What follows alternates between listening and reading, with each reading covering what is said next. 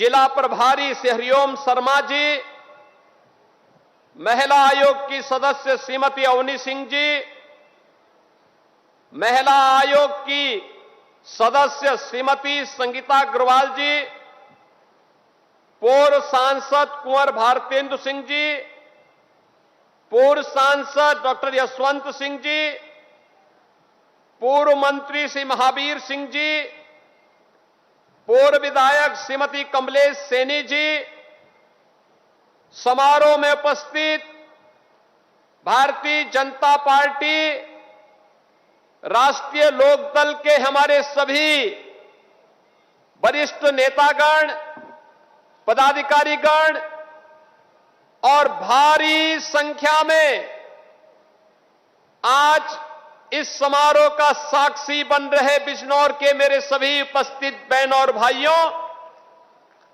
मैं सबसे पहले धर्म एव हतो हन्ति धर्मो रक्षति रक्षितः इस बात की उद्घोष करने वाले महाभारत के एक अमर गाथा के साथ बड़े स्मरणीय रूप से जिनका स्मरण किया जाता है, ऐसे महात्मा विदुर से जुड़ी हुई बिजनौर की इस पावन धरा को मैं नमन करता हूं और आप सभी का मैं हृदय से अभिनंदन करता हूं। बहन और भाइयों, महाभारत ने हम सबको इस बारे में प्रेरणा दी, ये महाभारत की धरती है और महाभारत हमें इस बात के लिए प्रेरित करता है कि जो धर्म की रक्षा करता है, धर्म उसकी रक्षा करता है, लेकिन जो अपने स्वार्थ के लिए धर्म को नष्ट करता है, वह धर्म उसे भी नष्ट कर डालता है। और यही उद्घोषणा आज दुनिया के अंदर अक्षरशः साबित हो रही है। बहनों और भाइयों, ये पावन धरना भारत के इतिहास को बनाने वाली धरा है और इसलिए जब बिजनौर आता हूं, एक अलग ही आत्मीयता का अनुभव होता है, क्योंकि ये भारत के इतिहास से जुड़ी हुई धरा है। इसने इतिहास को बनाया है, इसने इतिहास को बनते हुए देखा है और इसने इतिहास को बिगड़ते हुए भी देखा है। बहनों और भाइयों, इसीलिए आज जब मैं यहां पर आया हूं, मुझे यहां पर पूर्व सांसद कुंवर सर्वेश सिंह जी की भी स्मृतियों को नमन करने का अवसर प्राप्त हो रहा है। मैं इस अवसर पर कुंवर सर्वेश सिंह जी की स्मृतियों को भी विनम्र श्रद्धांजलि अर्पित करता हूं। पिछली बार जब मैं आया था 4 वर्ष पहले, तब मुझे यहां पर हम दोनों ने एक साथ कार्यक्रम आयोजित किया था। आज वे भले ही हमारे बीच में नहीं हैं, लेकिन उनकी स्मृति को जीवंत बनाए रखते हुए मैंने आज यहां पर इसी परिसर में हमने यहां के कारीगरों के लिए एक कॉमन सर्विस सेंटर, जहां कारीगरों को उत्तम तकनीक के बारे में, डिजाइन के बारे में, मशीनें कैसे उसमें उनका सहायक हो सकती है, इसके बारे में उसका उद्घाटन करने का अवसर प्राप्त हुआ। और अब उन्हीं की विरासत को संभाल रहे यहां के लोकप्रिय विधायक कुंवर सुशांत सिंह ने यहां के माननीय जनप्रतिनिधियों के नेतृत्व में उनके साथ मिलकर के पाकिस्तान से विस्थापित उन हजारों परिवारों को, जिनकी संपत्ति पर, जिनकी पुश्तैनी संपत्ति पर पाकिस्तान के मजहबी कट्टरता ने 1946, 47, 48 में जबरन कब्जा करके इन निर्दोष हिंदू और सिखों का कत्लेआम किया था। 1946, 47, 48 बीता, वर्ष दर वर्ष बीतते गए, दशक और दशक बीतते गए, युग में युग बीतते गए। आज चौथी पीढ़ी में यह अवसर आ पाया है जब हम इन सभी विस्थापित परिवारों को यहां पर उनकी जमीन का मालिकाना अधिकार देने की ओर आगे बढ़ चुके हैं। और मुझे प्रसन्नता है, हमारे लिए भावुकतापूर्ण क्षण भी है और आनंद का क्षण भी कि हम सब यहां पर आज इन विस्थापित परिवारों की, जिनकी संख्या अभी 1645 है, यानी कुल मिलाकर के 8,000 से 10,000 लोगों को आज एक कागज एक साथ उनके परिवार के सदस्यों को प्राप्त हो रहा है।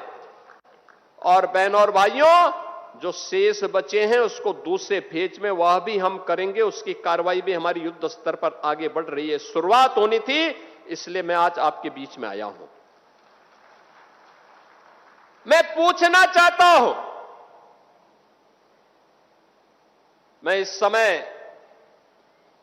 एक चलन देख रहा हूं, तमाम मौलवी और मौलाना इस समय एक बयान दे रहे हैं, कह रहे हैं गाय को राष्ट्रीय पशु घोषित करो। अबे हमने कहा कि गौ हमारी माता है, जन्म जन्मांतर का नाता है।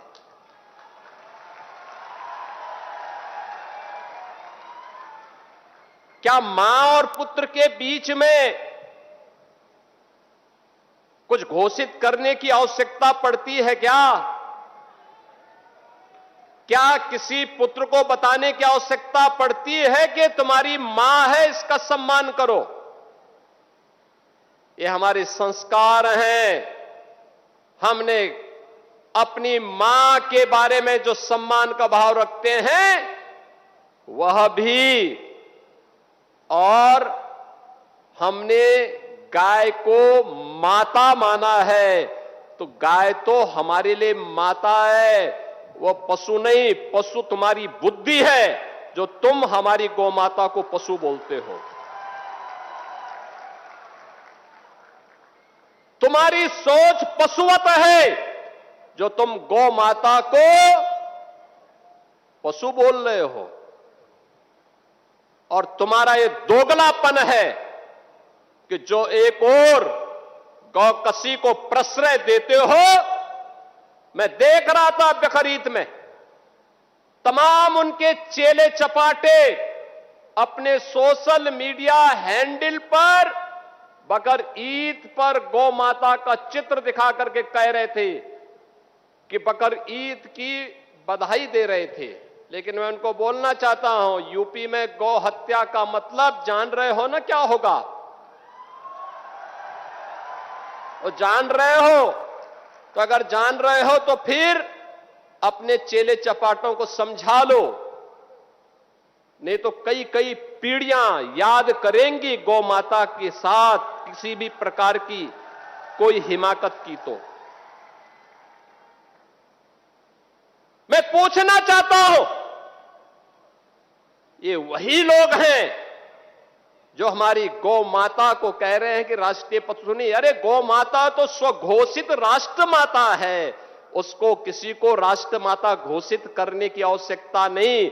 वैसे ही जैसे हमारी माता के बारे में किसी को परिचय देने की आवश्यकता नहीं पड़ती, जैसे गंगा माता के बारे में किसी को परिचय देने की आवश्यकता नहीं।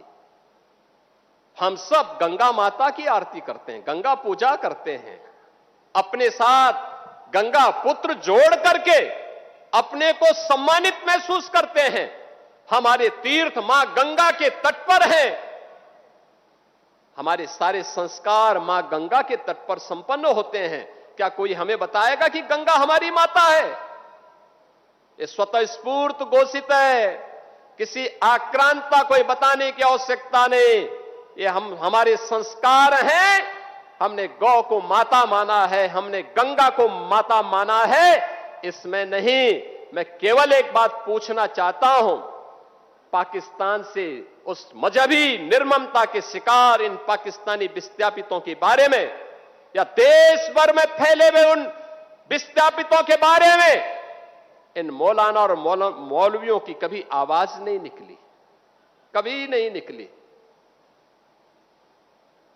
कितना अच्छा होता ये बोलते कि इनकी संपत्ति को वहां पर उन कट्टरपंथियों ने कब्जा किया है, या वक्फ के नाम पर जिन्होंने यहां के हिंदुओं की जमीन को कब्जा किया है, इन विस्थापितों को हम दे रहे हैं, फ्री में देने की घोषणा करते तो हम मानते कि हां ये कुछ इनकी कुछ संवेदना है, लेकिन नहीं। और दोगला चरित्र जो होता है ना, यही होता है, मुंह में कुछ और पीछे कुछ। अब ये देश ये सोचने वाला नहीं है, इसके बारे में किसी प्रकार का कोई वो नहीं करने वाला है। एक भी मौलवी ने, एक भी मौलाना ने, जब बांग्लादेश में हिंदुओं का कत्लेआम हो रहा था आज से 6 महीने पहले, 1 वर्ष से लगातार चल रहा था, और जो आंकड़े यहां पर अभी कुंवर सुशांत सिंह ने आपके सामने प्रस्तुत किए, कहां 22% हिंदू आज घट के 7% बांग्लादेश में रह गया, कहां पाकिस्तान में 14% हिंदू मात्र 2% रह गया। ये मौलाना और मौलवी कभी पाकिस्तान या बांग्लादेश की सरकारों की निंदा नहीं करते, कभी नहीं करते। अरे थोड़ा जुमे की नमाज में एक बार यही घोषणा कर देते कि पाकिस्तान घटिया स्तर पर काम कर रहा है, भारत का दुश्मन है, भारत के दुश्मन को उसके ठिकाने पे जाकर के भारत के बहादुर जवान ठीक कार्य कर रहे हैं, कुछ नहीं। और इसीलिए मैं कह रहा हूं, इसीलिए सरकार ने घोषित भी किया है। आपने देखा होगा बकरीद के अवसर पर किस किस प्रकार की हरकतें हो रही थी। वो तो गनीमत है कि सरकार ने पहले से ही कदम उठाए हुए हैं, तब शांतिपूर्ण तरीके से पर्व और त्योहार हो पा रहे हैं। नहीं तो पश्चिमी उत्तर प्रदेश में तो गनीमत थी जी, सबके बारे में बड़ा मुश्किल होता था। रामनवमी, शिवरात्रि, जन्माष्टमी, दुर्गा पूजा, कावड़ यात्रा, ये सब सपने हो गए थे। बेटी स्कूल नहीं जा पा रही थी, व्यापारी सुरक्षित नहीं रह पा रहा था।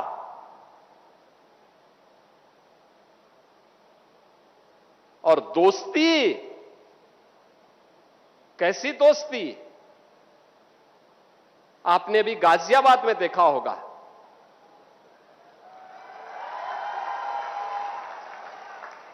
दोस्ती की आड़ में छुरेबाजी, ये स्वीकार्य नहीं और कतई स्वीकार्य नहीं होगा। अगर कोई अपनी नालायक औलाद को समझा नहीं पा रहा है तो समझो कि गलती कर रहा है, गलती कर रहा है। याद रखना, हमारी संवेदना सामान्य नागरिकों के प्रति है। प्रधानमंत्री मोदी जी के नेतृत्व में पिछले 12 वर्ष में बिना भेदभाव के शासन की योजना का लाभ हर तबके को प्राप्त हुआ है। न जाति देखी गई, न क्षेत्र देखा गया, न भाषा देखी गई, न मत देखा गया, न मजहब देखा गया। सबका साथ और सबका विकास, योजनाओं का लाभ, विकास की योजनाएं बिना भेदभाव के, बिजली बिना भेदभाव के, कर्ज बिना भेदभाव के, बिना भेदभाव के शासन की योजना का लाभ, लेकिन देश भी तो अपेक्षा करता है कि संवेदना दिखाई दे, लेकिन वो संवेदना गायब वहां पे। और बहनों और भाइयों, इसीलिए मैं भी आपसे कहने के लिए आया हूं, यही कहने के लिए मैं भी आया हूं आज। हम सबको इस बात को ध्यान में रखना होगा, हम सबको इस बात को ध्यान में रखना होगा कि अहिंसा और करुणा ये मानवता के भूषण हैं, किंतु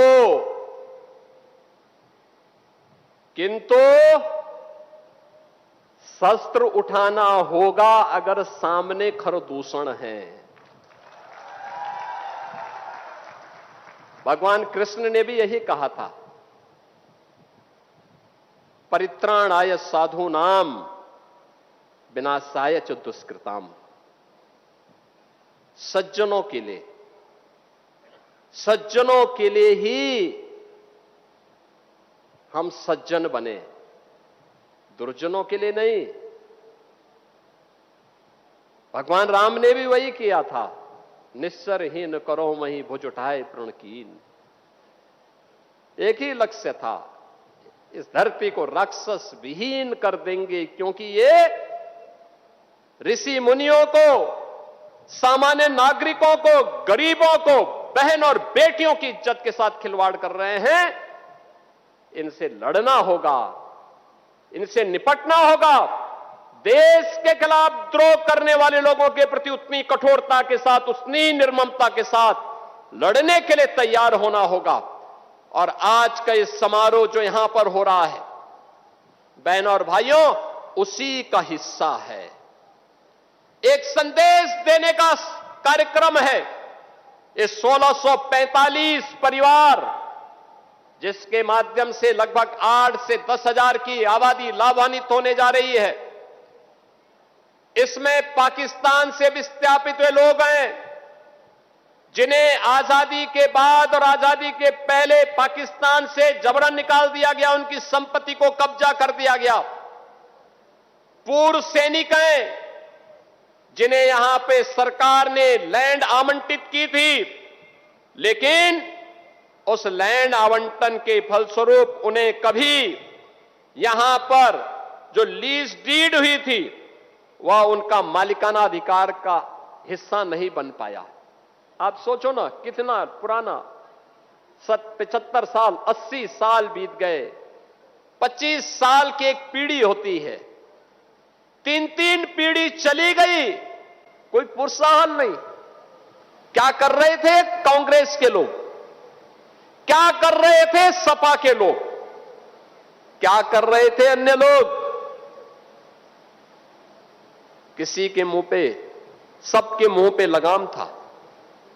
दूसरा, इनके दोहरे चरित्र को देखना हो तो सोचो, यह कार्यक्रम इसलिए संभव हो पाया है क्योंकि देश के यशस्वी प्रधानमंत्री श्री नरेंद्र मोदी जी ने और यशस्वी गृह मंत्री श्री अमित शाह जी ने देश के अंदर सिटीजनशिप अमेंडमेंट एक्ट पास करके सुनिश्चित किया कि पाकिस्तान, बांग्लादेश, अफगानिस्तान, इन सभी देशों में जो भी हिंदू, सिख, बौद्ध, जैनी, इन सबको विस्थापित करके भारत में भेज दिया। भाग करके वे भारत में आए हैं, शरण लेने के लिए भारत में आए हैं। 5 वर्ष से अधिक का समय हो गया है, तो उन्हें हम भारत की नागरिकता देंगे। याद करिए, एक्ट मोदी जी ने पास करवाया। उन हिंदुओं के लिए दुनिया के अंदर हिंदू, सिख, बौद्ध, जैनियों पर अत्याचार होंगे, कहां जाएंगे ये लोग? कहां जाएंगे? भारत में आएंगे। लेकिन भारत में कांग्रेस ने विरोध किया कि नहीं, इनको नागरिकता नहीं मिलनी चाहिए। ये बांग्लादेशी घुसपैठियों को नागरिकता देने वाले पापी हैं। ये भारत के खिलाफ द्रोह करने वाले अपराधियों को सम्मानित करते हैं। भारत का विभाजन करने वाली मुस्लिम लीग के साथ मिलकर के केरल में सरकार बनाते हैं, लेकिन हिंदुओं, सिखों, जैनियों और बौद्धों को मिलने वाले अधिकार में इनको ऐतराज था। ये कांग्रेस ने देश का विभाजन करवाया, इनके पाप के कारण देश का विभाजन हुआ। और देश का विभाजन होने के बाद जो पीड़ित हिंदू, बौद्ध, सिख, जैन यहां आए, उनको कहते हैं इनको नागरिकता नहीं मिलनी चाहिए। आंदोलन किए, बड़े बड़े धरने प्रदर्शन किए, बड़े बड़े प्रदर्शन किए इन लोगों ने। समाजवादी पार्टी, उसने भी प्रदर्शन किए, कहां नहीं होने देंगे। और मोदी जी ने भी ठाना था और हमने भी ठाना था कि हम होंगे, इसको जरूर करवाएंगे, जरूर करवाएंगे। और बहनों और भाइयों, आज मुझे अति प्रसन्नता है कि प्रधानमंत्री जी के इस विजन को आज हम यहां पे धरातल पर उतारने के लिए आपके बिजनौर की धरती पर आए हैं, बड़ापुर की धरती पर यहां पर आए हैं।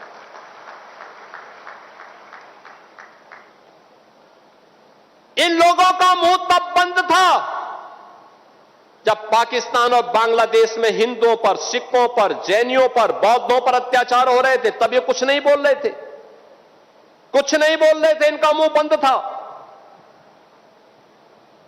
लेकिन जब इन पीड़ित लोगों के बारे में मोदी जी ने कानून बनाया, तो इन्होंने उस कानून का विरोध किया। उस कानून में कहीं नहीं लिखा था कि किसी मुसलमान की संपत्ति को हम कब्जा करेंगे, लेकिन मुसलमान विरोध कर रहा है। यानी जो हमारे हिंदुओं का विरोध कर रहा हो, हमारे सिखों का विरोध कर रहा हो, हमारे बौद्धों का कर रहा हो, वो कहता गौ को राष्ट्रीय पशु घोषित करो। अबे गाय पशु नहीं, गौ हमारी माता है और गौ के साथ तो हमारा जन्म जन्मांतर का नाता है। तुम क्या समझ पाओगे इसके बारे में? गौ माता के महत्व को तुम क्या समझ पाओगे? आजकल ज्ञापन देने जा रहे हैं, ज्ञापन देने। हमने कहा ज्ञापन मत दो भाई, अपने उन सौदों को समझाओ जो सोशल मीडिया प्लेटफॉर्म पर बकरीद के दिन गौ माता का चित्र लगा रहे थे, उनको समझाओ। और नहीं तो वह दुर्गति होगी कि कई पीढ़ियां याद करेंगे। बहनों और भाइयों, बिजनौर हमारा एक बहुत समृद्धशाली कारीगरों के लिए, किसानों के लिए, ऊर्जावान नौजवानों के लिए और अपने नवाचार के लिए यहां पर अलग अलग तबके से जुड़े हुए, यहां का उद्यमी है, यहां का व्यापारी है, यहां के समाज सेवी हैं, इन सब के लिए जाना जा रहा है।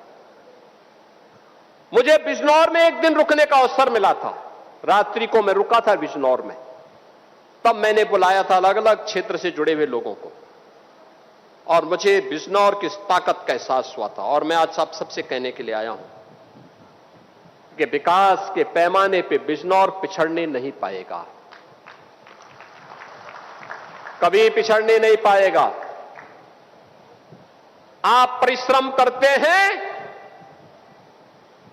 तब प्रदेश और देश का पेट भरता है। और इसीलिए जब हमारे सामने प्रस्ताव आया था बाढ़ से बचाव के लिए, यहां के माननीय सांसद जी ने, यहां के माननीय विधायकों ने मेरे सामने प्रस्ताव रखा, हमने कहा सबको स्वीकृत करो। और मुझे प्रसन्नता है कि बाढ़ बचाव के बहुत सारे कार्य हो गए, बाकी कार्य होंगे, पूरे होंगे। एकदम बाढ़ से बचाव के लिए उपयुक्त व्यवस्था करेंगे। बिजनौर के बारे में लोग सोचते भी नहीं थे यहां मेडिकल कॉलेज खुलेगा। आज तो बिजनौर में अपना मेडिकल कॉलेज हो गया और महात्मा विदुर के नाम पर हो गया। देखो प्रयास आपका हम इसलिए कर पा रहे हैं क्योंकि आपने एक वोट कमल के नाम पर दिया।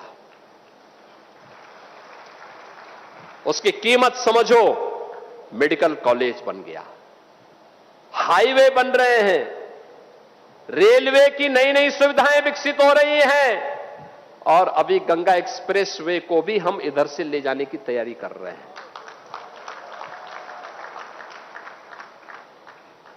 बहनों और भाइयों, ये विकास यही परिवर्तन लाएगा, यही परिवर्तन लाएगा। हर एक तबके के लोगों को नई सुविधाएं दी जा रही हैं। युवा के लिए नौकरी है। बिजनौर से हजारों नौजवान उत्तर प्रदेश पुलिस में भर्ती हुए। पहले भर्ती के नाम पर क्या होता था? भाई भतीजावाद देखा जाता था, चेहरा देखा जाता था, पैसा मांगा जाता था। आज यहां का हट्टा कट्टा नौजवान जो दौड़ता है, प्रैक्टिस करता है, जब पुलिस की भर्ती आती है, कोई माई का लाल नहीं जो उसको भर्ती होने से रोक सके। और ये भर्ती की प्रक्रिया में यहां का नौजवान भी भर्ती होता है। और चाहे पुलिस आरक्षी का हो या सब इंस्पेक्टर का हो या डिप्टी एसपी का, कुछ लोग परीक्षा पास करके, कुछ लोग अंतर्राष्ट्रीय स्तर पर अच्छे स्पोर्ट्स में मेडल लेकर के देश के गौरव को बढ़ाने का काम करते हैं। उत्तर प्रदेश सरकार उनको सीधे डिप्टी एसपी और अन्य पदों पर नियुक्ति देती है। बिजनौर के नौजवान भारी पैमाने पर उससे लाभान्वित हो रहे हैं।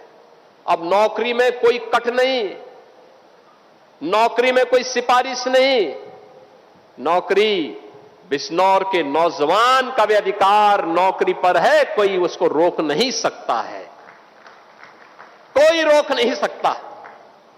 विकास पर बिजनौर का भी अधिकार है।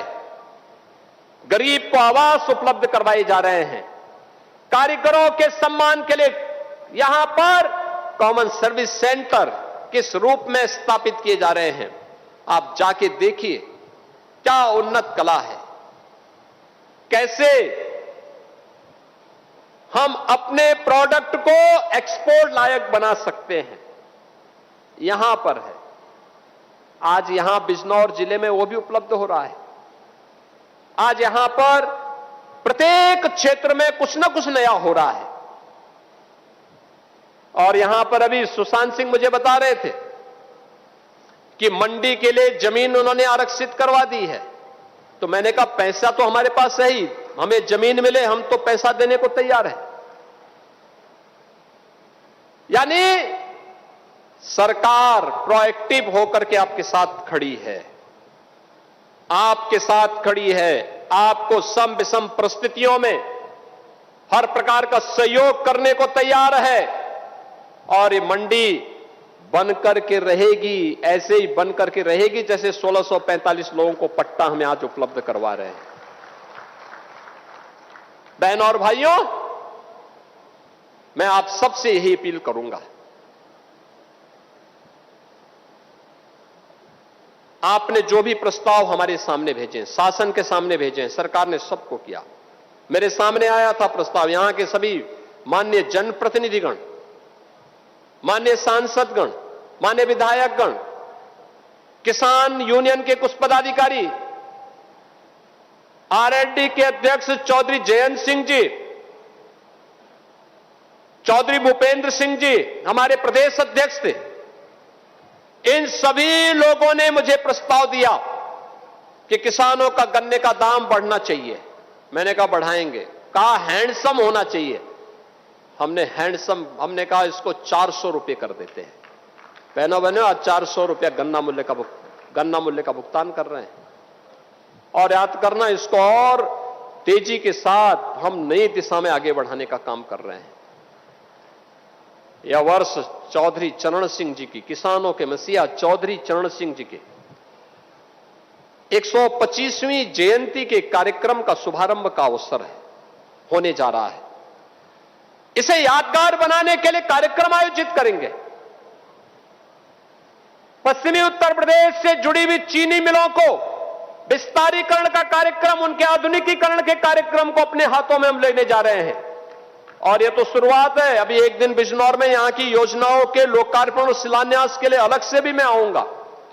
आज से शुरुआत थी ये पाकिस्तानी विस्थापितों के साथ, जो हमारे हिंदू भाई थे, सिख भाई थे, जैनी और बौद्ध भाई थे, इनके साथ जो अन्याय हुआ था, उस अन्याय का परिमार्जन करने के लिए, पाकिस्तान के मुंह पर तमाचा मारने के लिए हम लोग आए हैं कि नहीं, हम अन्याय नहीं होने देंगे। अन्याय हमारे बंधु बांधवों के साथ अगर करोगे हम उन्हें शरण भी देंगे, और अगर भारत के अंदर दुस्साहस करोगे तो हमारी लखनऊ में ही अब हम लोग ब्रह्मोस मिसाइल बनाकर के ऐसा दागेंगे कि अस्तित्व ही समाप्त हो जाएगा।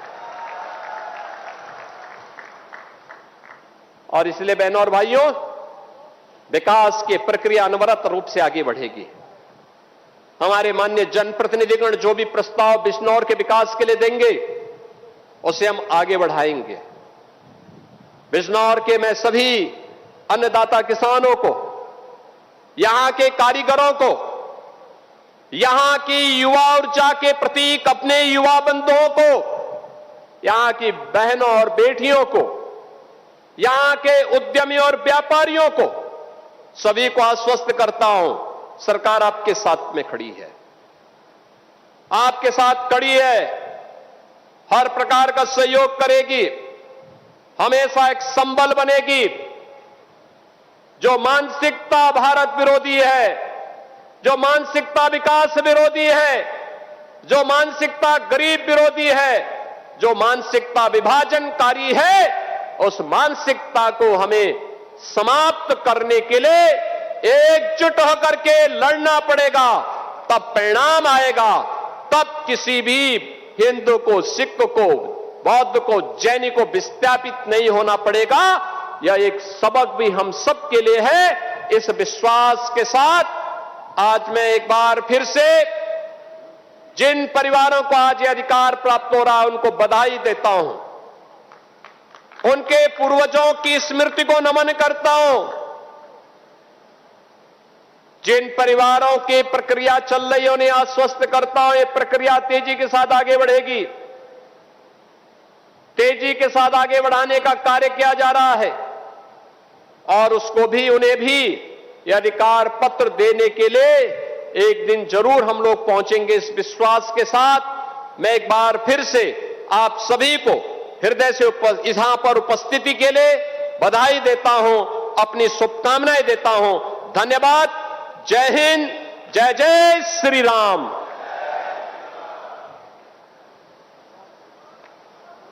अत्यंत आभारी हैं, कृतज्ञ हैं महोदय के इस कार्य के लिए। एक बार तालियों के साथ अभिवादन, अभिनंदन और आभार प्रकट कीजिए माननीय मुख्यमंत्री जी के प्रति, जिन्होंने ऐसा काम करके उन सभी विस्थापितों को एक नई दिशा दिखाई है।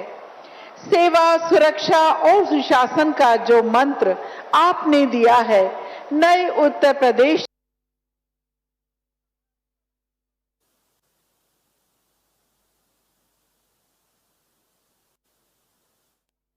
तालियां बजती रहें। पीएम जनमन योजना में ज्योति